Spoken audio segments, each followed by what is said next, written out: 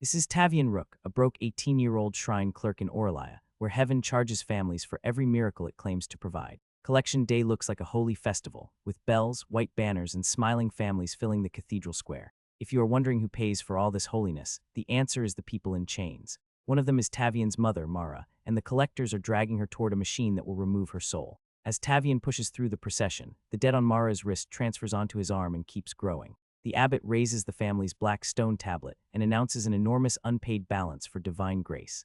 Tavian reads the tablet himself. The amount is there, but the line naming the miracle they supposedly received is completely blank. He asks what his family bought. The abbot never answers because there is no honest answer to give. Instead, he starts the soul engine and declares everyone in the square collateral, which means the crowd will pay if Tavian keeps resisting. Mara holds one chain back long enough to tell her son to keep reading. A collector drives a golden spear through Tavian's chest before he can reach her. That should end the argument. Instead, Tavian opens his eyes without a wound, black fire circles the spear, and a crown-shaped shadow turns the perfect sunrise into an eclipse. The abbot orders his collectors to take every remaining soul in the district before Tavian's darkness spreads. That is a very confident response from a man whose own tablet just proved the debt is fake. Tavian pulls the spear from his chest, and the collector's mark on it burns black in his hand. The abbot's response. He hides inside an invulnerable halo and insists that its power belongs to heaven. Tavian answers by pressing the blank debt tablet against the spear. Every branded person in the square suddenly sees the same empty blessing field on their own account. So yes, we now know heaven has been billing an entire city for miracles nobody can name. Tavian's new power treats that false authority like stolen property. He drives the spear into the halo, takes its protection away, and makes an angel bleed in front of people taught that angels cannot. A black gold fragment folds into Tavian's palm and becomes his first demon seal. It can strip celestial protection without harming the people underneath, so every collection chain in the square becomes ordinary metal. Tavian cuts Mara free, but the soul engine activates 1 second too early. Her body falls into his arms while her conscious soul is pulled toward heaven. Mara throws him a dark glass memory shard. Do not make this only about me. Tavian saved the district, but heaven still has his mother. From here on, rescue and revenge are the same road. Heaven reacts before the witnesses can decide what they saw. Every angel statue in Orlaya projects a false image of Tavian as a horned monster eating human souls, then names him the Demon King. Windows close, parents pull children indoors, and the lie reaches the city faster than any explanation could. Tavian does not waste time arguing with a statue. He casts his first seal across the soul engine and makes its holy glare transparent. The crowd can suddenly see the people trapped inside, including relatives heaven declared dead months ago. That is the part the propaganda cannot explain away. Tavian throws the abbot's blank tablet onto the cathedral steps and gives the witnesses a choice. Run if they are afraid or stay if they want the truth. Half of them run. The others lift the fallen chains and surround the collectors, because grief has finally found the machine responsible for it. Heaven meant Demon King as a death sentence. Instead, the name starts the first revolt. Then Salamar descends in a column of hard light and cuts Tavian's eclipse in half. She is 19, disciplined, and celebrated as Heaven's perfect champion. Tavian raises the blackened spear. The powerless clerk has become a public enemy, and Heaven has sent its brightest angel to erase him. Selah orders Tavian to release the stolen halo and surrender. He tells her to ask the abbot what he stole first, then removes the collector's shields with the first seal. They fire anyway, straight through the civilians between them. Selah spins, catches every beam on her sword, and redirects the blast into an empty tram rail. That rescue gives Tavian time to run, and his engineer friend Corin crashes a maintenance cart through a fountain to cover the escape. Selah follows across the collapsing water without slowing. She is faster, cleaner, and strong enough to end the chase at any moment. She only holds back because she refuses to endanger the civilians around them. Tavian anchors her halo to the pavement by sealing her shadow. Selah cuts her own shadow free, but she refuses the easy strike at his exposed back. They both notice the other's restraint. You can probably see the problem before Selah admits it. Heaven's monster story looks ridiculous after its own collectors fired through civilians. Before either can act on what they just learned about the other, the fountain's shadow rises into a doorway. Naira Voss waits beyond it, dressed in black and crimson and smiling, as though the manhunt arrived on schedule. She pulls Tavian and Corin through just before the door closes. Selah has lost the Demon King to a woman Heaven calls a demon, and the melted street leaves her with an uncomfortable question. Which one of them actually behaved like the monster? Naira's escape route runs through flooded tunnels that shift whenever Heaven's light touches them. She ties a red thread around Tavian's wrist and tells him to step exactly where she steps. He asks whether this is a rescue or an abduction. Naira suggests deciding after they survive, which is fair enough under the circumstances. Halo hounds tear through the tunnel behind them and attack the wards sealing the far wall. Tavian darkens 3 of their halos while Corin drops 2 beasts with a broken saint's wing. Selah reaches the last hound and orders it to stop. The creature ignores Heaven's champion and lunges at Naira instead, because it is hunting a demon label rather than a crime. Selah cuts it down before it reaches her. Now she has watched Heaven's Law discard its own lawful command just to kill a classified enemy. Naira opens the final ward, revealing kitchens, blankets, repaired roofs, children, and hundreds of ordinary humans. Every resident carries the same demon mark that Heaven projected over Tavian's face. There is no sacrificial chamber and no pile of stolen souls. There is simply a hidden community of people Heaven needed the world to fear. Naira removes the thread from Tavian's wrist and welcomes him to the place his angels put everyone they wanted erased. The refuge does not greet Tavian as a king, and that is the first reason he trusts it. While he seals the damaged tunnel, Naira places her crowned signet on the keeper's worktable. The old man turns it face down and tells her that bringing Tavian home also brought danger. Naira accepts the judgment instead of ordering anyone to kneel. Around them, supposed demons serve stew, repair stoves, and shelter families displaced by Heaven's Collection Festival. Corin even finds a neighbor who is officially declared dead, alive and fixing a stove. Sayla watches through a crack in the ward. She finds no cages or stolen souls, but she does find a celestial receipt listing every resident as already collected. In plain terms, Heaven has recorded living people as dead so nobody will ask where they went. When Tavian enters, some residents hide, some offer food, and most wait to see what he does with the fear attached to his title. The keeper opens a black door behind the kitchens. Inside is an empty pedestal with 7 notches, built for something called the Black Crown. Heaven has used Demon King as a death sentence before. Tavian is simply the first target who survived long enough to ask why, and his first seal fills only one of 7 empty spaces. Tavian asks the refuge for soldiers, but Mara's shard gives him a memory first. Naira warns that opening it will make him feel the collection from his mother's side. Tavian places the shard in a black basin, and the crypt becomes the cathedral square. He feels Mara's fear as the chains reach for him. Then he sees her choose to wrap one around herself, buying the single breath that let his hidden power awaken. The moment Tavian stole from death was a moment his mother deliberately purchased. Her memory moves further back and reveals that she had been investigating secret shrine ledgers before Collection Day. She found the same crown mark beside 7 divine authorities that Heaven erased from public history. Naira's signet matches the symbols, which means Mara uncovered both Tavian's path and Naira's inheritance before either of them understood it. 6 powers are named. A final authority lies beneath a throne, and every line leads to a broad male figure seated inside liquid gold. Mara calls him Orion, Lord of the Ledger, so we can stop treating the abbot as the real owner. Orion owns the system. Tavian entered the crypt asking for an army, but he leaves with something more useful. He now has a finite map of 7 stolen powers and the name of the god holding his mother's soul. Heaven finds the refuge before Tavian can decide what kind of king he refuses to become. Pillars of holy light drill through the cavern roof, and hundreds of people cannot reach the exits in time. Tavian does not command them to fight for him. He starts assigning rescue work because the plan needs doing. Naira opens every shadow route she can. Corin reinforces market carts with fallen chains, and everyone else moves the injured first. The refuge follows because the instructions are useful, not because a crown demanded obedience. Sayla arrives with the collectors and sees the living person receipt still open on the table. Then she spots a hidden command feeding the largest drill. One cut will save the sleeping quarter and betray her formation. Sayla makes the cut. Tavian sees her choice and lowers his spear instead of exposing her. The refuge still collapses because good decisions do not make destruction free.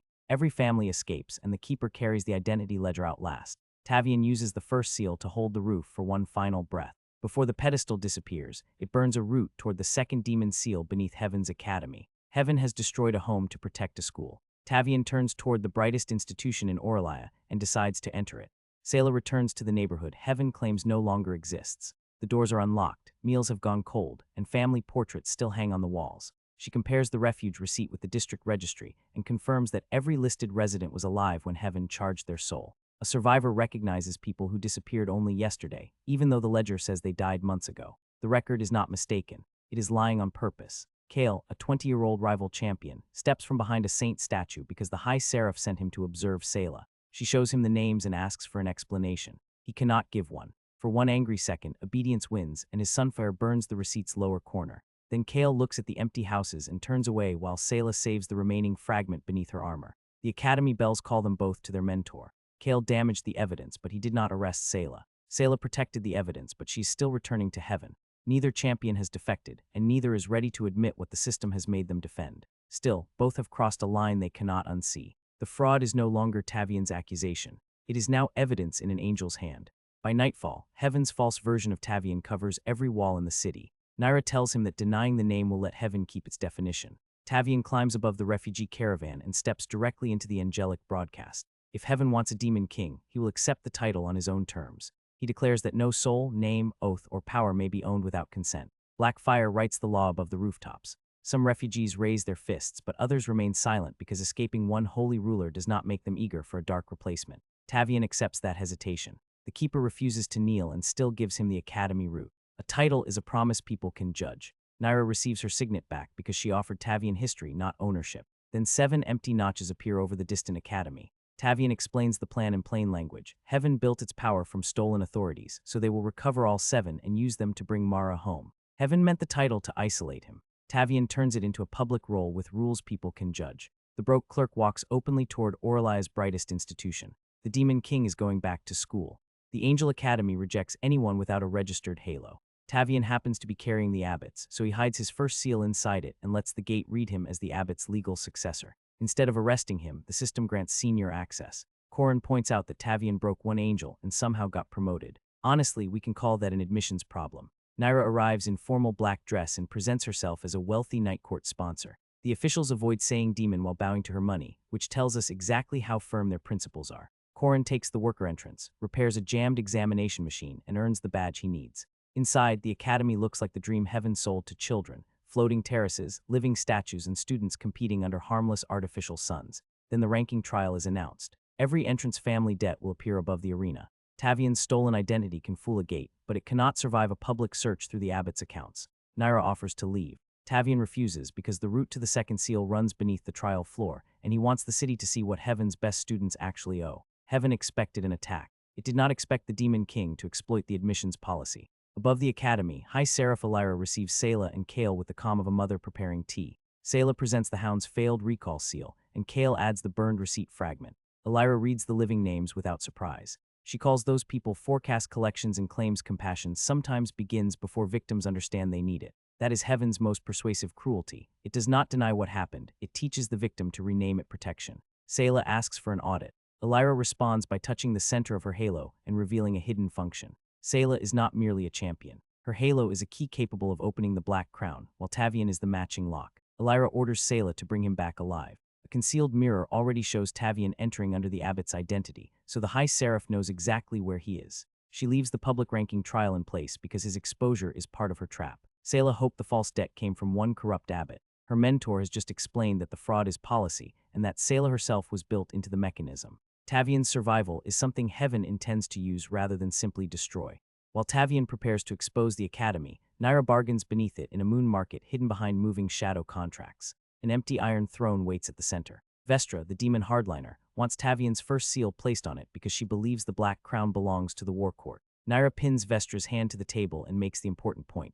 Tavian does not belong to anyone. Demon Commander Morvin stops the meeting from becoming a civil war. At 35, she has survived both celestial invasion and demon pride, so a returned crown does not impress her. Morvin refuses to send soldiers until Tavian survives Heaven's academy on his own. It is not support exactly, but it comes with useful equipment. She assigns Ren, a young shadow mechanic, to help build an escape route. Naira accepts the machine and rejects every ownership condition attached to the army. That preserves Tavian's independence and her own. Unfortunately, Vestra treats losing the argument as a new opportunity. After the others leave, she copies the 7-seal map and sends it through a messenger shadow. Naira has one limited aid without selling Tavian. She has also shown the court's most vengeful faction where every future power is hidden. The academy turns family debt into public entertainment. Numbers rise over hundreds of cadets while sponsor families applaud, at least until the elite balances become too large to ignore. Tavian steps onto the last platform wearing the abbot's halo. The scoreboard searches for a debtor, but Corin reverses 2 contacts beneath the floor and makes it search for a creditor instead. Every unsupported collection attached to the halo changes direction. The board does not call Tavian poor. It announces that the city owes him millions of soul years. That is quite a promotion for someone who entered as a fugitive clerk. Tavian accepts repayment in evidence, and the mechanical judges rank him first. Kale lands on his platform and names him in front of the whole city, ending the disguise. Instead of ordering an arrest, Kale invokes the Academy's oldest law and challenges the top-ranked creditor to a sanctioned duel. The winner receives the key to the sun furnace below. Tavian accepts because exposure has just become access to the second seal. Elira's projection blesses the match, making the trap obvious. Tavian walks into it anyway. The scoreboard has already shown the audience that Heaven treats its finest students as assets, and the next step is waiting beneath their feet.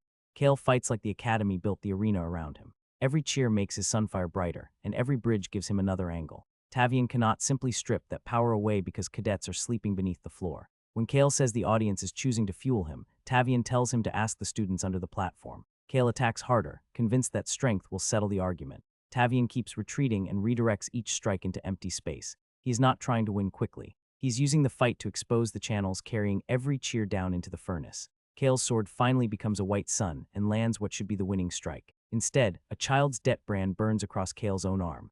The arena goes silent because the cost of his glory is now visible on his skin. Sayla invokes champion law and freezes the match. She orders the furnace opened, and Kale follows her below rather than defending the institution that just branded him. Tavian did not beat Heaven's rival through greater force. He made the rival's power testify against itself. Now Kale cannot dismiss the hidden victims as an enemy's story, because the evidence is physically attached to him. Beneath the arena, every champion halo is connected to a sleeping cadet. Sayla finds her name on the largest conduit, while Korin moves directly toward the release controls. The furnace contracts claim that every student volunteered. Then Kale finds his own signature dated from his first year when he was 7 and barely able to write across one line. Sayla's contract is even older. Heaven copied enrollment signatures before these children could understand consent, then used the paperwork to power its heroes. Tavian does not need to give a speech. The machine has already explained the system more clearly than any accusation could. Faceless attendants close around them and lift their masks, revealing former cadets whose identities vanished when they resisted. Korin severs the first conduit. The alarms recognize Tavian's seal, lock every exit, and begin lowering the artificial sun into the chamber. Above them, hundreds of spectators remain trapped on rotating bridges. Now we can see Elira's trap clearly. She designed the discovery itself to trigger mass death. Now Sayla and Kale face a brutal choice: protect the institution that made them or protect the people it used. They have only seconds to choose. The furnace is descending, the bridges are breaking, and Tavian is heading toward the core where the second stolen authority waits. The artificial sun starts dropping faster than anyone can escape, so Tavian divides the problem before panic can. Korin reverses the turbines, Sayla moves the released cadets, and Kale catches the falling sun on his blade. Tavian heads for the furnace core to collect the debt at its source. The assignments matter because this is no longer one hero's duel. Faceless attendants attack from the stairs, former students still serving the system that erased their identities. Sayla guides the children past without killing them. Kale's borrowed brand burns deeper as he holds the sun, while Korin reaches the machinery with nothing supernatural except a wrench and very good timing. Above them, arena bridges fold inward, and the same cadets who powered the champions begin carrying sponsor families to safety. The academy taught rank as a one-way structure. Disaster reveals who is actually holding everyone up. Inside the core, Tavian finds a burning heart chained to a child-sized enrollment desk. The second authority offers enough fire to destroy the academy and everyone inside it. All Tavian must do is inherit the students' contracts. Heaven has finally offered the Demon King exactly what its propaganda says he wants: unlimited power over helpless people. The real test is whether he takes it. The Sun Authority tells Tavian to accept the Academy's debt and use the cadets as fuel. He opens the childhood contracts and refuses the transfer, because property stolen from children does not become moral when a better person inherits it. Tavian reads every copied signature into the Black Crown and demands that the heat return to the people who produced it. The furnace erupts, but the fire moves into the cadets instead of him. Color returns to erased faces, strength returns to shaking arms, and Kale's borrowed mark fades as the child beneath him wakes. Only one bounded flame remains in Tavian's hand. It becomes the Cinder Seal, his second demon seal. Cinder can absorb hostile celestial fire and return it to someone who agrees to receive it. So we get the pattern now. Tavian gains power by refusing the easiest version of power. He closes his fist and ends the Academy's use of living fuel. The repayment destabilizes the arena, sending platforms loose over the city. Then 6 enormous halos descend through the smoke. Elira has arrived in person. Tavian took the fire without taking the children. Now Heaven's most persuasive servant intends to save those children, then convince the city that the Demon King endangered them. Elira catches the falling academy with 6 enormous halos, and for one moment she is exactly the savior Aurelia believes she is. Sayla guides families across stable bridges, Kale supports the central tower, and Tavian uses Cinder to pull furnace fire away from the streets. Together, they prevent thousands of deaths. Then Elira decides who receives credit. She seals the recovered cadet memories and broadcasts an edited image of Tavian inside the collapsing core. A freed student tells Sayla that Tavian gave their strength back. Elira touches the girl's forehead, and the memory disappears before the sentence finishes meaning anything. The collapse is real, her rescue is real, and the lie built on top is real too. Tavian cannot attack her without dropping the academy, so Sayla quietly opens one bridge behind her mentor's light. She does not call him an ally. She simply gives him a path while the collectors close in. Tavian takes it. The champion who came to arrest him has now chosen his escape. She does not trust him completely, but she watched Heaven erase proof from a child's mind. Elira sees the bridge open. Her smile never moves, which means Sayla's choice has been noticed even if nobody says it aloud. Sayla's bridge closes from both ends, with collectors behind Tavian and Kale waiting ahead beneath a burning arrest order. Naira arrives below in Ren's unfinished shadow engine, complaining that Tavian took too long while she negotiated with people who own thrones. Korin loads the freed Academy records, and Tavian uses Cinder to keep the collapsing rails from burning through them. Kale raises his sword. For 1 second, everyone waits to learn which order he values more. Then he turns and blocks the collectors. He insists this changes nothing. Tavian points out that it changes 1 second, and 1 second is enough. Sayla gives Tavian the surviving receipt fragment and tells him to prove the entire system, not merely one abbot or one school. She will decide what comes after the evidence is complete. Neither champion joins the Demon King, but neither lets heaven erase what they found. Tavian, Naira, Korin, and Ren fall through the shadow portal and land on a moving deck convoy. Below the roof, living passengers are being sealed inside soul coffins before their recorded deaths. The tracks rise toward the clouds. The third stolen authority is not waiting inside a temple. It is aboard a convoy carrying living people to heaven before their recorded deaths. After helping Tavian escape, Sayla returns to the emptied district with Kale following behind. Household tickets sit beside cold meals, and a child's shoes wait near one door. Every object says these families expected to come home. A station keeper recognizes the ticket marks as a pilgrimage convoy and confirms that the passengers boarded alive. Sayla compares the route book with the burned receipt. Several collection dates are weeks in the future, which means heaven has already sold the deaths of people still walking through other neighborhoods. Kale looks at the mark burned into his arm and asks what happens if they report this through Elira's system. Sayla knows their mentor would control the investigation. If they remain silent, they become traitors by heaven's definition. The honest answer is that neither of them is finished deciding. Sayla folds the receipt into a route cipher and sends the convoy path to Tavian without signing her name. The station clock begins glowing and Elira's halo appears across its face. Their mentor has watched the entire investigation. Sayla does not destroy the message and Kale does not stop it. Both champions remain inside heaven, but the distance between obedience and betrayal is getting very short. More importantly, Tavian now knows exactly where the next collection is moving. The convoy crosses demon territory, which sounds helpful until Vestra tells the envoys to let heaven take the prisoners. More dead demons would make total war easier to sell, and she values that political result over the people still alive. Naira places refugee petitions beside the military maps and asks the envoys to read the names before counting soldiers. Morvain forces everyone to state what they actually want. Half choose rescue. The other half want a massacre large enough to justify permanent war. We should keep that split straight. The demon side is not automatically virtuous just because heaven is worse. Morvain commits a small strike force and Ren's shadow engine, but she still refuses to recognize Tavian until he survives the Old Crown trial. Naira does not pretend she won more support than she did. She sends Tavian the exact number of fighters, the exact number who refused, and the reason each group chose its position. A king should know both which allies are coming and which ones are waiting for him to fail. Vestra keeps her soldiers behind. Naira has protected Tavian's consent law at the cost of an easier victory. If the convoy rescue fails, every body will become evidence for the faction that wanted those people sacrificed from the beginning.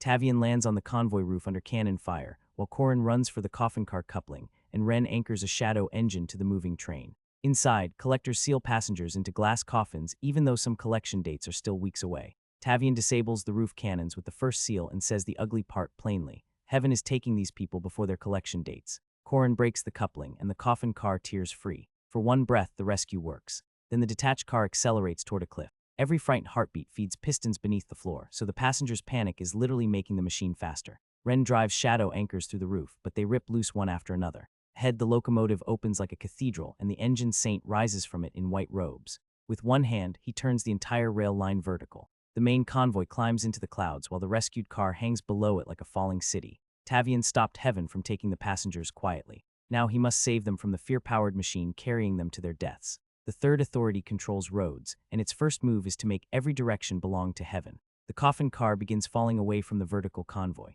Sayla arrives on a bridge of light, and Naira rises through the shadow beneath it. Sayla needs anchors that do not belong to the engine, so Naira opens black footholds across the car walls. Sayla connects them with radiant tethers, and Tavian forces both rhythms through the same travel mark. For the first time, Angel Light and Demon Shadow hold the same passengers without trying to erase each other. Then the engine saint pulls on Sayla's halo. Her body locks, and her sword turns toward Naira's throat. Tavian prepares to use the first seal, but Naira tells him to cut the authority rather than the woman trapped inside it. Sayla fights her own arm hard enough to bleed beneath the halo. Naira catches the blade with both hands and holds her rival in place while Tavian searches for the controlling line. Their combined rescue works, but the engine saint immediately hijacks Sayla's halo and turns her into the next threat.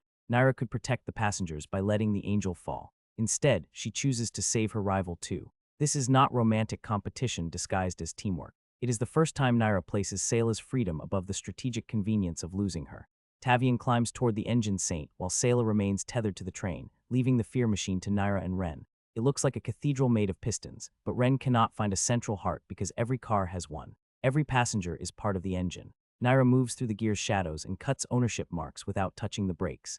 Korin redirects passenger pulses into the emergency system. The machine responds by showing each captive a different disaster, making children see falling parents and parents see empty coffins. Panic pushes the train faster. Naira reaches the bell line and realizes the passengers cannot hear one another over their own fear. Ren connects her voice to every car. The engine needs their hearts isolated and out of rhythm, so Naira asks the passengers for one rhythm it does not own. She strikes the bell. One coffin answers, then 10, then the entire train. Passengers hit their locks together until fear becomes coordination and the pistons begin fighting the mechanism. Naira and Ren have not defeated the machine with a larger machine. They have taught its fuel to act like a crowd. That change will matter beyond the sabotage, because a route built through voluntary coordination is something the engine saint does not know how to control. The engine saint tightens Sayla's halo tether and turns her sword toward the passengers. Before her arm can obey, Sayla drives the tether into the car wall and orders the debtors to cross over her. They use her body and blade as a bridge between breaking decks. Collectors begin cutting loose every car containing witnesses, and Kale arrives under Elira's recall order. Sayla gives him a champion's command to protect the civilians. He chooses her voice over heavens and attacks the collectors. But when Sayla asks him to sever the tether, Kale freezes because doing so may destroy her halo. She answers that the halo is already destroying everyone else, then cuts the line herself. The control snaps. So does the light holding her over the storm. Sayla falls before Kale can reach her. A black shadow rises from the train and catches her, paying off Naira's earlier decision not to abandon a rival. Naira pulls Sayla onto the roof and remarks that she is heavier than her statues. Sayla is shaking, but she almost laughs. The angel saved demon prisoners. The demon saved heaven's champion. Neither has changed uniforms yet, but both have made those uniforms less important than their choices. The engine saint owns every road Tavian can see. Rails twist away from each strike, bridges become loops, and even Tavian's travel mark opens onto paths registered to the saint. Below them, the vertical convoy is crushing its lower cars. Tavian combines his first two seals, stripping heaven's protection from false routes and returning stolen momentum to the passengers. The saint simply writes new roads and claims that every traveler belongs to heaven. Tavian cannot destroy him outright because every connected bridge would collapse with the authority. So he stops following the rails and listens to the bells. The passengers are building a hand-to-hand rescue chain across the falling cars. Nobody charged a toll, registered an owner, or chose a destination for them. Tavian steps onto that human path, and the saint cannot redirect a road made from people choosing one another. When Tavian tells him to travel it, the saint attacks the chain instead. And there it is. We finally see that the saint does not protect movement. He protects ownership of movement. Tavian follows him into the storm while thousands of passengers hold the first free route in Orlia together. The battle has moved off heaven's rails and onto a connection the passengers authored themselves. Tavian knocks the engine saint away from the rail network. Rather than lose control, the saint releases every vehicle at once. Trains, bridges, coffin cars, and station platforms begin falling through the clouds, turning one rescue into an entire city in free fall. Sayla holds 3 platforms with damaged light. Naira links their shadows. Kale welds broken rails with sunfare. Ren stabilizes route anchors, and Korin identifies which cars can carry weight. Tavian keeps the saint away from the passengers. No single power solves the fall. Each member of the group handles one necessary part of the rescue. Then the human rescue routes begin glowing with a new color wherever one person asks before pulling another across. The engine saint calls it unregistered passage. Naira calls it freedom, which is both more accurate and much less bureaucratic. The saint dives toward the brightest bridge, and Tavian follows. Around them, the falling convoy changes function. Cars become shelters, platforms become streets, and strangers pass children and medicine across chosen lines. Heaven designed the train to carry isolated debtors who could be processed one at a time. The passengers have turned it into a community too large for one owner to steer. Their rescue is now producing the exact authority Tavian needs next. The engine saint reaches the free road first. Tavian could preserve it by claiming ownership, but that would make the path another celestial route with a darker name. He tells the passengers holding his wrists to let go. They refuse until one asks the question that matters. If Tavian saves them by owning the road, what actually changed? One hand releases him, then another, and Tavian falls into the storm. The saint follows because he expects the human chain to collapse without a ruler. It does not. Tavian marks only the saint's ownership brand with the first seal, then uses Cinder to return stolen momentum to the road above. The passengers pull one another to safety without him. Their path survives its hero, which is exactly why it can trust him with bounded access. A black-blue gate seal forms inside the crown. It lets Tavian open a route only where movement remains voluntary. He uses it once, sending the entire falling convoy through a doorway in the storm and landing beside a ruined demon shrine. No passenger becomes his subject, and no road becomes his property. Mara's shard points upward toward a prison where heaven stores the names it erased. The third authority is free, and the fourth waits above the clouds. The rescued passengers build a camp from broken train cars. Sayla sits beside the fire with her sword beyond reach, while demon scouts place empty chains around her and Kale. Tavian kicks those chains into the flames because his consent law cannot disappear when a prisoner is inconvenient. Naira gives Sayla a bandage and warns that it is not forgiveness. Sayla accepts it. Good. I would not trust forgiveness offered this quickly. Across the camp, Korin and Ren rebuild the convoy records with mortal tools and demon gears, producing a list of everyone Heaven planned to collect. Mara's shard reacts to Sayla's cracked halo and fills the fire with an image of a sky prison. Glass bottles line its galleries, each containing a stolen name. Naira sees her erased family name among them. Sayla recognizes Elira's private archive. The safest way into the sky prison is for Sayla to return as a willing captive, so she gives Naira her sword and decides to go alone. Tavian objects. Sayla hands her sword to Naira. You said choice matters. Let mine be dangerous. He cannot build a law around consent and revoke hers the moment it becomes inconvenient. By morning, Heaven's champion is walking back toward the room that shaped her, while the others prepare to open the prison when she gives them a chance. Above the clouds, Orion studies Orlia as a field of unpaid balances. He appears inside liquid gold with the calm face of a god designed to make obedience feel reasonable. 3 stolen authorities have left Heaven's control, so Elira proposes a trap. Sayla will enter the prison willingly, and her halo will complete a key for a collection weapon aimed at both halves of the city. Tavian will be forced to choose which population survives. Orion approves, then pulls a gold thread from Elira's chest. Her own soul is collateral for Sayla's obedience. This does not excuse Elira. It gives us the hierarchy. She's both a victim of ownership and an architect who keeps applying it to others. Orion tells her that raising Sayla created the duty to teach disappointment's final cost.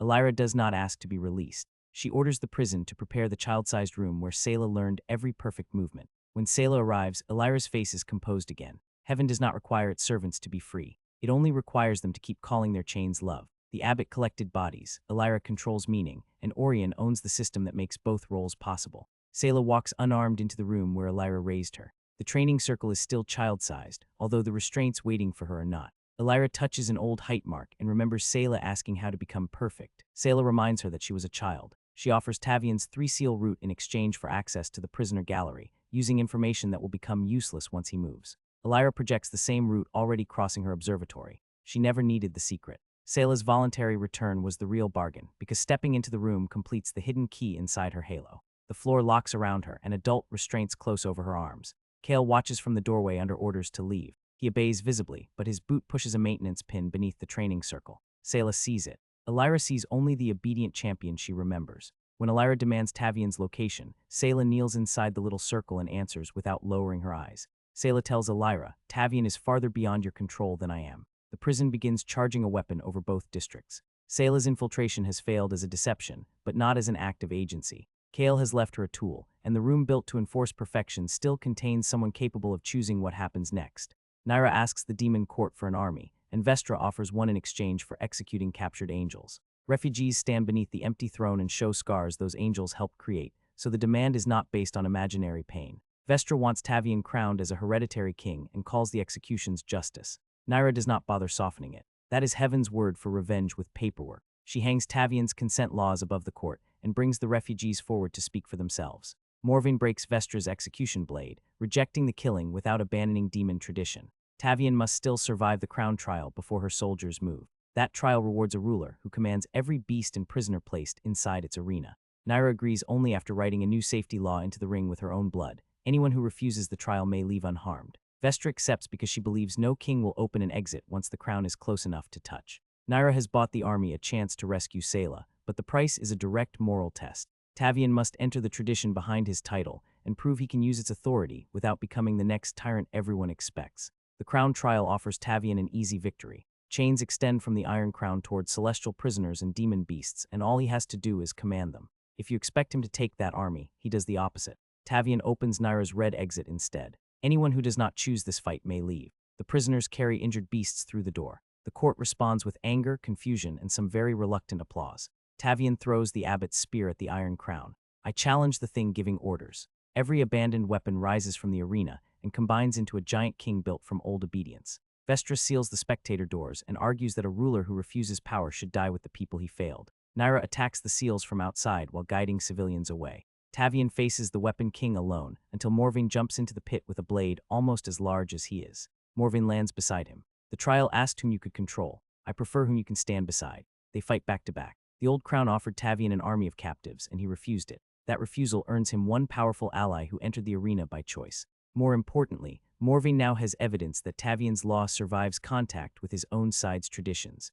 Morvain commits her soldiers after the crown trial and calls it limited recognition. That is demon language for a warning not to make her regret this. The assault divides across the sky. Demon gliders draw the prison batteries. Ren drives the shadow engine below them. Korin climbs the outer chains, and Naira searches for the name gallery. Tavian opens false routes toward every wall. Elira ignores the army and orders the batteries to fire through occupied cells, because destroying evidence is more valuable to her than saving prisoners. The first blast tears open a civilian block. Tavian catches the next beam with Cinder and sends it into an empty tower, but his roots begin collapsing. He has one path left. Instead of using it to reach Sayla, he opens it through the burning cell block. Prisoners pour onto demon gliders while Korin turns broken chains into emergency bridges. Angels and demons carry the same wounded civilians away. The fastest route to the central key disappears because Tavian chose the cells. That choice keeps the rescue aligned with his law, but it costs time. Somewhere inside the prison, Sayla's halo is becoming a weapon aimed at the city. Heaven has made compassion part of the trap again, and Tavian has accepted the delay rather than abandoning the people nearest to him.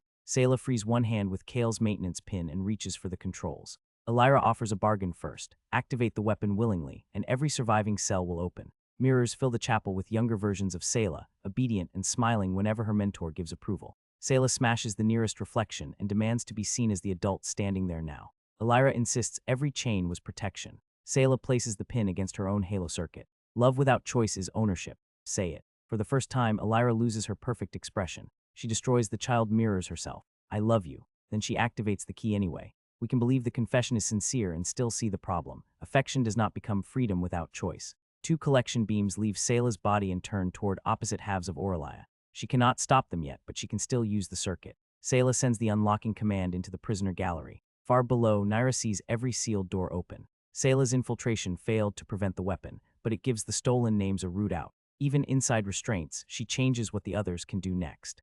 The gallery contains millions of names sealed inside glass bottles, and Naira's family name is already cracking near the center. She leaves it there. Ren reverses the conveyors. The refuge keeper matches bottles to refugees, and Naira orders that her own name comes last. The city weapon starts draining shelves while she fights across moving racks. Each return name brings back identity and memory, but not automatic innocence. Some prisoners remember families.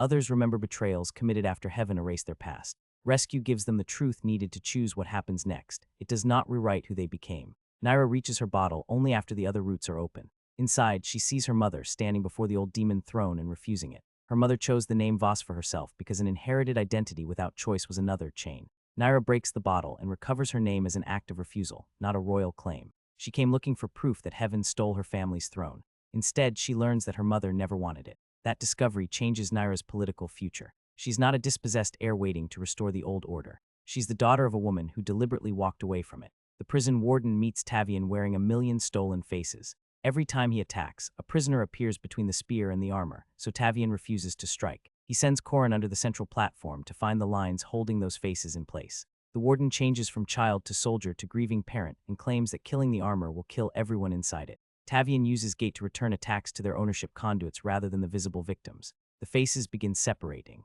Then the final mask falls, revealing nobody underneath. The warden has no original name, private body, or first memory. It is an office assembled entirely from collected people, with no remaining person capable of surrender. Tavian lowers the spear. So we are not looking for a hidden man anymore. Tavian is auditing an institution. This office is in default. The first seal marks the archive, the armor collapses, and every borrowed face returns to its bottle. The fourth authority does not ask Tavian to consume the warden. It asks whether stolen identity can be restored without turning it into someone else's weapon. That is a harder problem than defeating one villain, because the enemy is a role heaven can rebuild unless the ownership underneath it ends. Breaking the warden releases the names too quickly. The prison begins falling while the collection beams pull every bottle toward the city. Tavian places Mara's shard at the center, not as another container but as a directory. Her voice calls each identity while families answer through the open routes. Naira Voss answers for herself. The refuge keeper answers for himself. One by one, the names choose where they belong. Some return to bodies, some enter family records, and none remain property of the archive. The released identities refuse to become fuel for Tavian's crown. They grant one bounded authority instead, reveal a stolen name and restore it wherever its owner chooses. That becomes the name seal, Tavian's fourth demon seal. It immediately shows Mara's full soul moving toward the city. Tavian thinks she is finally being released, but the route expands around a citywide collection spire. Mara is not leaving the system. She's becoming the center of a weapon powered through Sayla's halo. Above them, the sky prison breaks apart. Below them, both halves of Orlia begin glowing. Tavian has recovered millions of names and located his mother at last, only to discover that heaven is using both victories to assemble a larger catastrophe. The Sky Prison falls in blocks large enough to erase whole districts, and Tavian cannot root around every section while protecting the released names. Everyone takes one part. Morvain moves gliders under the largest pieces, while Sayla and Kale turn broken chains into wings. Naira and Ren move prisoners through shadows, and Korin steers a cell block with a prison lever. Tavian uses the name seal on the building itself. Erased labels return across the walls: hinge, wing, anchor, and finally weapon. That last word changes the rescue. The prison was designed to unfold around Orelaya as one enormous halo. Elira activates it, and the falling blocks rotate into position over both districts. Collection beams connect through every restored name. Sayla's damaged halo locks into the center, and Kale misses her hand as the weapon pulls her away. Tavian restored the prison's truth, but the truth reveals Heaven's next move. It never lost control of the falling archive. It needed the archive to descend before it could become a cage around the city. The ensemble has saved the prisoners, but the prison itself is now the collection mechanism threatening everyone below. Elira speaks through Sayla's halo and presents an impossible choice. Sacrifice the Shadow District and the Radiant City survives. Refuse, and both sides feed the weapon. Mara's soul hangs at the center. Tavian opens gate routes into both districts, while Naira sends demon paths into bright streets where citizens still call her a monster. Sayla sees her rival carrying those same citizens to safety. Then the first rescue makes the weapon stronger. You can probably see the trick now. Orion's law treats every escape as theft and charges everyone left behind. His newest power has become the trap. Tavian closes the routes, and the safe doors disappear in front of desperate people. He explains that moving them directly will feed the weapon. Naira gives him the alternative: help the city move itself. Both districts start building ground routes instead of relying on one supernatural owner. Above them, Sayla grips the fracture in her halo. Heaven raised her to decide who dies, but Naira's choice to protect both sides provides an answer outside Elira's lesson. Sayla begins pulling the halo apart. Tavian cannot make this decision for her. Tavian's role is to keep the weapon from stopping Sayla before she finishes breaking her halo. Elira increases the collection before Sayla can break free. Buildings rise from their foundations, memories leave people's faces as white light, and bodies lift beside furniture and entire streets. Tavian reaches for gate, then stops because the easy rescue will strengthen the weapon. He uses the name seal instead, returning identities to the people losing them. The rescue is slower, and Orion's law turns each restored memory into heavier debt. One family remembers a missing daughter, and another house rises into the sky. Heaven has made healing expensive on purpose. Naira takes command on the ground and orders every building tied to 3 others. Refuge workers connect bright towers to shadow homes, turning former enemies into counterweights. Tavian climbs the collection's spire toward Mara and Sayla. Inside the machine, Mara seizes one soul channel. She cannot free herself, but she can bend the current. The white river turns toward Sayla's hands and gives the champion enough strength for one choice. Tavian has spent the story trying to rescue his mother and Sayla. Now Mara creates the opening for Sayla to rescue herself, while Naira keeps the city alive long enough for that choice to matter. Breaking the halo may cost Sayla her rank, her light, and the proof that Heaven chose her. It may also drop every soul held inside the weapon. Sayla looks down at Naira. Catch the city. Naira opens every shadow she has. Break your cage. Tavian and Mara hold the soul channel steady while Sayla pulls the fracture through her own halo. Elira gives one final command: be the child I saved. Sayla answers as the adult woman standing there now. You never let her grow. The halo breaks.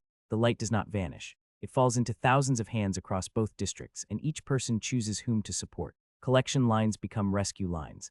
Naira catches the collapsing streets while Sayla falls through the shattered center without wings. Tavian reaches her, but the new authority does not enter his crown immediately. Citizens from the Bright and Shadow districts extend their hands toward Tavian, Sayla, and Naira together. Only then does the 5th seal form. Its function is to break a coercive bond without erasing responsibility. Sayla has lost the visible symbol of Heaven's authority. She has never held more authority that other people actually chose to give. Heaven declares Sayla dead before she reaches the ground and broadcasts that the living woman is a demon copy. Sayla walks unarmed into the crowd and names the people she personally saved. She recalls a baker pulled from a fire, a child carried across the academy bridge, and a guard comforted after battle. They recognize details no copy could steal. Authority returns through remembered relationships instead of a halo. Kale lands beneath an execution order and kneels before Sayla.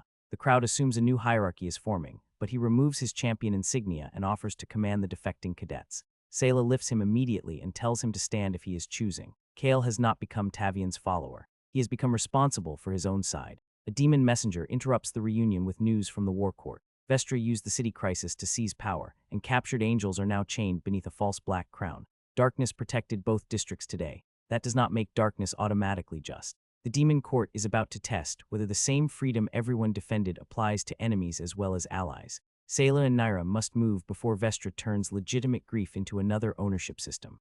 For one night, the city is not falling, but nobody is whole. Mara remains a soul outside her body, Sayla has lost her halo, and Naira must return before Vestra begins the executions. Tavian finally admits it. I wanted revenge. Mara answers through the shard. Wanting it does not make you cruel. Letting it choose every road would. He promises to bring her home without making another family pay. Sayla enters next. Tavian offers her a place beside him. As what? Sayla asks. An equal who can tell me no. She raises an eyebrow. Then start by not deciding for me. Naira arrives ready for war and demands that the consent law protect demon prisoners and captured angels equally, even if the rule costs her court. Tavian agrees. If you expected Tavian to carry all three promises alone, Sayla and Naira reject that idea immediately. Tavian will save Mara and they will save each other. Mara reveals the next danger. When the demon court opens, Elira will descend with the Sixth Authority, a command weapon capable of turning every person into a soldier. Vestra has built a demon version of heaven. Her false crown marks every captured angel as collective collateral, and her supporters call execution balance. Naira and Sayla enter through the divided signet without waiting for Tavian.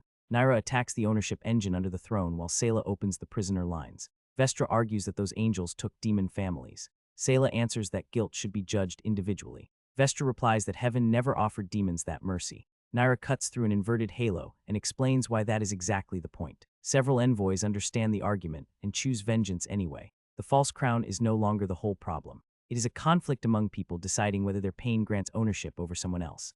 Morving tears one arm free, catches a falling execution blade, and turns it toward Vestra's guards. She did not survive heaven to watch its system rebuilt under her own roof. The court erupts. Naira and Sayla came to expose a false crown. Now they must survive opponents who know it is false and still want what it promises. That makes the coup harder than dispelling propaganda, because the temptation is honest even when the solution is wrong. The captured angels begin escaping, so Vestra's soldiers turn on the demon refugees who open their cells. Morving takes battlefield command and orders civilians shielded while surrendering enemies are left alone. Naira roots families through the throne's shadows, Ren attacks the false crown engine, and Sayla leads the angels without placing them under demon command. Three forces fight together without becoming one army. Morving reaches Vestra beside the empty throne, disarms her, and could claim the seat in front of the entire court. She turns her back on it. A throne requiring this much blood can stay lonely. The envoys look to Naira next, but she refuses to. Her mother abandoned this crown before Naira knew her own name, and she will not inherit the mistake her mother escaped. Ren breaks the engine, draining most of the false crown's light. Vestra tears the remaining crown free and runs toward the prisoner yard, where captive angels remain connected to its final claws. Tavian arrives with the fifth seal burning in his crown. He sees demons surrounding angels and does not ask which side deserves protection. The authority earned by Sayla's freedom has brought him to its first real test. Vestra offers Tavian the sixth seal in exchange for executing the captured angels. Their power will become his, and she argues that equal suffering will balance what heaven did to demon children. Her grief is real, which is why the blood crown is strong. Tavian uses the fifth seal to break the prisoner bonds and stands between demon weapons and the angels who once hunted him. Equal suffering is still suffering chosen by an owner. The first seal cannot break the crown because the demon's rage is voluntary. Cinder cannot burn it without destroying the memories feeding it. Sayla opens the recovered celestial archive instead, filling the yard with names of demon victims rather than numbers. Families begin speaking those names aloud. As grief becomes witness instead of fuel, the false crown weakens. Vestra attacks Tavian one last time and Naira catches the blade. They can remember the dead by refusing to reproduce the system that killed them. The blood crown breaks. Tavian has saved angels from demons without forgiving heaven or dismissing demon pain. The fifth seal is not softness. It is the power to stop pain from choosing the next victim, even when revenge would be popular and emotionally understandable. Elira's legion descends before the demon court can recover, and every faction asks Tavian to take the throne and issue one clear command. He leaves the seat empty. Instead, he forms a standing council around the 4 consent laws and asks each group what it will defend. Morving commits soldiers to demon civilians. Sayla commits defecting angels to celestial captives. Naira protects roots and refugee choice. Kale protects the cadets, while Korin and Ren protect the machines keeping ordinary people alive. The alliance is strong because every motive is real. It is also difficult because Tavian cannot control a faction after crossing its stated limit. Then the roof opens. A pair of wings large enough to cover the battlefield hangs above the court, carrying Heaven's command weapon behind Elira. One pulse forces medics into shield lines and refugees into ammunition ranks. Every person becomes useful in exactly the way Heaven chooses. The mixed court has just learned to stand together voluntarily. Now the Sixth Authority will test whether freedom can survive perfect coordination. And here's the trap we need to watch. Tyranny is about to look efficient, organized, and safer than argument, which makes it dangerously tempting. The command weapon arranges the battlefield like a living diagram. Medics become shields, refugees carry weapons, and rivals move in synchronized lines whether they consent or not. The formation prevents chaos, which is exactly why Elira's offer sounds reasonable. One command structure means no panic and no wasted movement. Tavian climbs the wing lattice while the council resists in different ways. Naira opens exits where the lines expect walls. Morvain orders units to miss their assigned marks. Corin jams marching gears with supply carts, and Kale breaks rhythm to shield a former enemy. Sayla broadcasts the limits each faction stated before the battle. Cadets defend children. Demon guards protect civilians. Healers choose their patients. People hear their own promises, and the imposed ranks fracture around those voluntary commitments. Elira tightens the weapon. Celestial casualties drop, civilian movement becomes efficient, and for a few seconds tyranny really does look safer than freedom. Tavian reaches the central bond and discovers he can take command from Elira while preserving the formation. By now, you probably know Sayla's answer before Tavian asks. They did not come this far to find a kinder owner. The problem is not merely who gives the orders. It is whether people have been reduced to pieces in someone else's plan. The command weapon begins tearing choice out of everyone who leaves formation. Even Elira's soldiers scream as their bodies return to assigned positions. Tavian places the fifth seal against the central bond. Sayla calls the angels by name. Naira opens exits on both sides, and Kale addresses the unit that trained beside him. Nobody is required to join the Demon King. They only need to decide whether this is service or ownership. Most soldiers leave the battlefield. They do not switch uniforms, cheer for Tavian, or become a convenient replacement army. They simply refuse the command. Tavian's force becomes smaller, and his victory becomes more honest. The volunteers who remain seize pieces of the shattered lattice and return them to people moving by choice. Their consent forms the wing seal, Tavian's sixth demon seal. It can coordinate voluntary movement without turning anyone into a unit. Elira loses the battlefield, but Sayla does not reach her in time. The High Seraph escapes through Heaven's final route, carrying her crimes and her collateral bond with her. 6 seals now burn above Tavian. The last authority lies behind the woman who raised Sayla, and the final enemy waits in the vault beyond her. Freedom does not give Tavian the army he expected. Most liberated fighters go home. Some care for the wounded, and others refuse to climb into heaven for a mother they never met. Tavian accepts every answer. He uses the wing seal first for medicine and evacuation, carrying injured enemies away alongside allies. Naira notes that a crowned king would have more soldiers. Tavian answers that he would have fewer allies. The team that remains is smaller. Sayla, Naira, Morvain, Kale, Corin, Ren, and volunteers from several factions. Mara's signal is fading inside Orion's vault. Tavian's 6 seals cannot open the last route alone. Sayla places her broken halo key beside the crown. Naira adds both halves of her signet. Mara's shard joins Sayla's broken halo key and Naira's signet, completing the 3-part key to Heaven's Stair. If you're keeping track, that is 3 separate authorities, and none becomes Tavian's possession or an extension of his power. The sky opens above the sunrise, revealing Heaven's Stair. Every step charges 1 year of life. Tavian gives everyone one final chance to leave. Nobody kneels because this is not a coronation and consent does not need that image. The smaller group begins climbing. Their weakness is obvious. Tavian cannot order them past their limits. Their strength is that every person still there has chosen the cost with full knowledge. Heaven charges 1 year of life for every stair while Orion's guards attack from above without paying anything. Tavian uses each seal for one bounded problem. Name reveals the true prices. Cinder breaks inherited charges. Gate opens sideways paths, and Wing catches anyone thrown into the clouds. Corin attacks the physical toll gears, while Ren feeds their shadows into routes the ledger cannot classify. Morvain holds the demon flank, and Kale holds the celestial side. The assault advances until the stair starts charging the city below. Every step now steals time from civilians who never joined the fight. Retreat would preserve the team while allowing that tax to continue. Sayla looks back at Orlia and cuts the return stair. The stolen years stop flowing downward, but the road behind them falls away. Corin asks whether that means no retreat. Sayla answers that it means nobody else pays for their choice to climb. The volunteers reach Heaven's Gate with nowhere else to go. Sayla enters first. She has returned to the institution that made her, but no halo is pulling the line and no mentor chose her direction. Behind her comes a court no single king can command. Their route is now a commitment rather than an escape option, and every remaining decision must be solved inside heaven. Elira waits before Orion's vault, surrounded by statues carrying every perfect technique Sayla learned as a child. Sayla sends the others onward under Kale and claims this confrontation for herself. Without a halo, she fights the woman who knows each trained movement before it begins. Perfection has become predictable. Sayla wins by using the recovery Elira once called ugly. She slips, catches herself off balance, and cuts through the final halo from an angle no statue learned. Her sword stops at Elira's throat. Elira releases the vault gate instead of forcing the killing blow. Orion's gold collateral thread immediately tightens around her soul, and freedom from the god begins killing her. Sayla places a shared fragment of the 5th seal against the bond. She makes clear that rescue is not forgiveness. Elira understands. The thread breaks, and she falls alive after surrendering the archive command. Sayla orders the guards to preserve her mentor for public judgment. She has defeated the woman who raised her without becoming the executioner Heaven expected. That distinction matters. Elira's own captivity explains part of her behavior but does not erase the people she harmed. Behind the open gate, millions of living souls begin to shine, and Tavian finally enters the vault holding Mara. Orion folds heaven's walls around the open gate. Naira turns every wall shadow outward, creating exits inside the closing light. Morvin places demon guards beside angel volunteers without putting either group above the other. Kale calls former comrades by name and offers protected surrender, while Ren builds a descent route from broken stair tablets and shadow gears. For one moment, heaven becomes a construction site owned by nobody. Then Vestra returns through a false crown portal. Her plan is to seal Tavian inside and leave demon rule as the only surviving power. She attacks Naira first. Morvin takes the strike across her armor, and Naira catches her before she falls. Morvin orders Naira to hold the gate. Naira hands that command to Ren instead because he can hold it, and trusting a supporting ally is more important than performing every essential task herself. She turns to face Vestra while the false crown locks around them. Their fight will decide whether darkness keeps the freedom it demanded from light. Tavian is already inside the vault, so this conflict does not belong to him.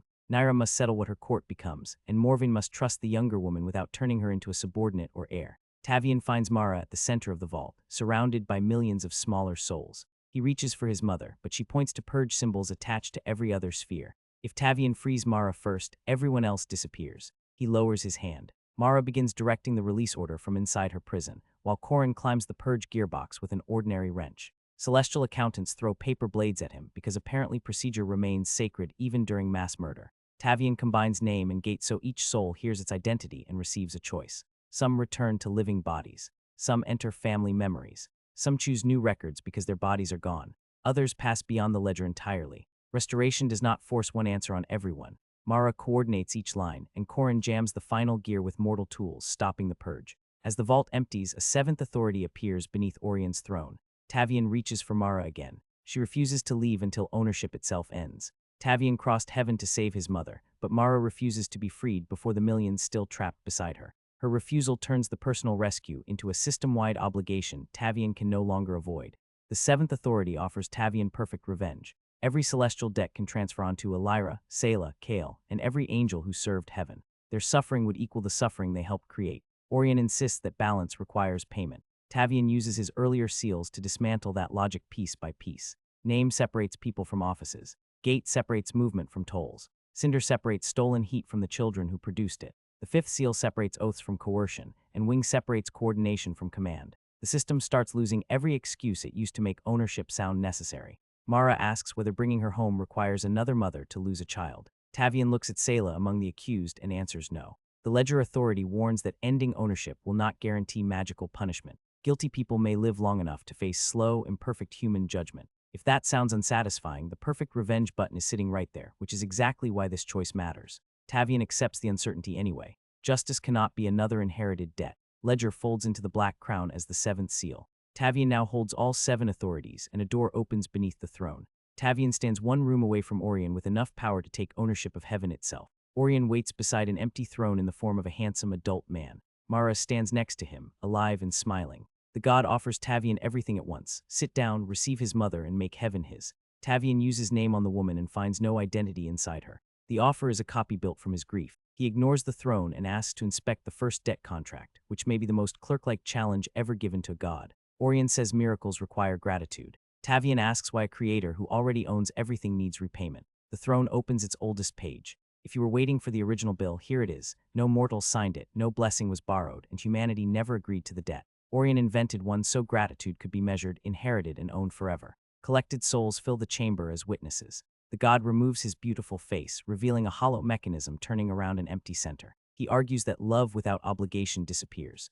Tavian answers that Orion never learned what love was. 7 hooks fire into the black crown, and every power Tavian earned begins moving back toward heaven. Orion offered him godhood first. Now the original creditor has started repossessing the entire journey.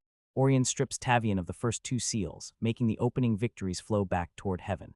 Tavian does not hold tighter. He releases both authorities toward the witnesses and cadets who granted them. The ownership hooks become roads. Gate returns to the passengers, name returns to the restored prisoners, and the remaining seals divide among Selah, Naira, and the voluntary fighters. The complete crown disappears from Tavian's head. He becomes physically powerless again, and Orion smiles because the Demon King is a broke clerk holding a burned spear. Then thousands of independent authorities attack at once. Souls erase their own account numbers. Selah cuts Elira's old command channel, and Naira opens its shadow from the other side. Mara guides Korin toward a gear Orion's defense cannot see because it is designed to track only one owner. The throne mechanism overloads. Tavian runs through falling contracts without a seal protecting him, but he still carries every lesson he learned while earning those seals. Corin jams the final gear, and Orion's first fraudulent contract opens. Tavian drives the ordinary stolen spear through the center of the god. The Demon King defeats heaven by giving away the crown, because a system built around one owner cannot process power returning to everyone who created it. Orion falls, but we are not done.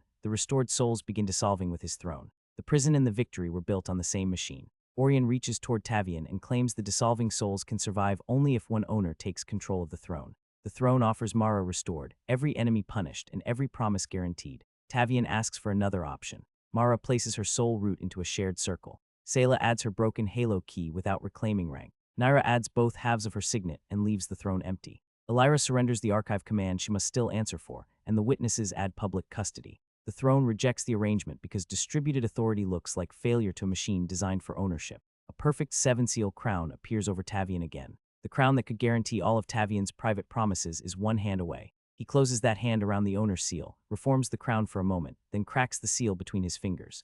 Tavian chooses uncertain freedom over guaranteed control. The throne begins falling toward Orlaia. There is no replacement god to stop it, only separate people who have not yet proven they can bind one law together. This is the real final battle, not defeating Orion, but refusing to become the cleaner version of him.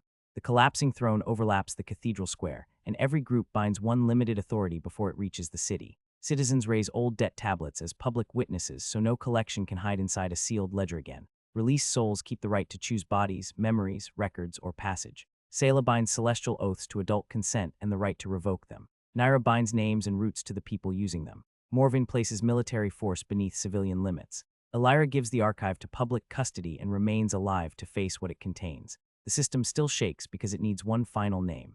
Tavian writes Demon King beneath the recall law, turning his title into an office the public can remove. The seven authorities stabilize around no throne. Twilight fills the sky where absolute light and darkness used to compete. Mara's soul leaves the vault and enters her waiting body. She opens her eyes only after the debt system has lost its owner. Across Orlaia, every Halo debt brand disappears. The gods placed humanity in debt without permission. Tavian ends that debt by making even his own power answerable, which fulfills the promise behind every seal without pretending freedom will govern itself automatically. Orlaia's first unknown sunrise is not perfect. Towers are broken, clinics are crowded, and people are already arguing over what freedom should cost. Mara turns the former debt shrine into a public archive where citizens enter without paying or kneeling. Morvain directs demon crews rebuilding collapsed districts. Kale leads former cadets repairing celestial towers under civilian plans. Corin and Ren begin building a free rail engine from mortal tools and shadow gears. Sayla receives a proposed title calling her the Demon King's Angel and crosses it out in favor of Celestial Reformer. Naira replaces Demon Queen with Refuge Delegate.